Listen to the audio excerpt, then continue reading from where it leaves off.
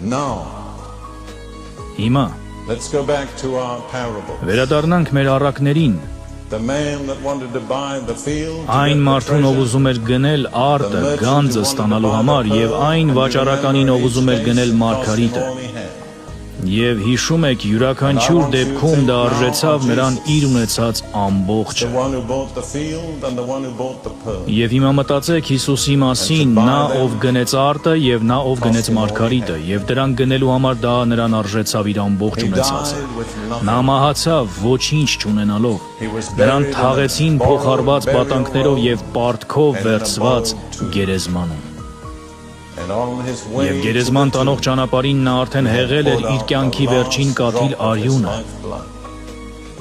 Դա արժեցավ ամեն ինչ։ Ինչու նա Why վճարեց did he այդ pay գինը։ that?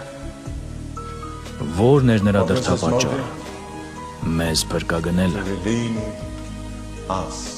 Նա փրկագնեց աշխարհը ոչ թե որովհետև աշխարհն էր ուզում, Not because he wanted the world. What did he want? The Ինչ treasure էր in the ուզում։ world. What was the treasure? աշխարհի մեջ եղած գանձը, ինչն էր գանձը, Աստծո And he ժողովուրդը։ gave all he had to buy Եվ one նա իր pearl. ունեցած ամբողջը տվեց մեկ մարգարիտ գնելու What did համար։ we compare the pearl to? Ինչի հետ համեմատեցինք մարգարիտը։ Մեկ փրկագնված հոգու։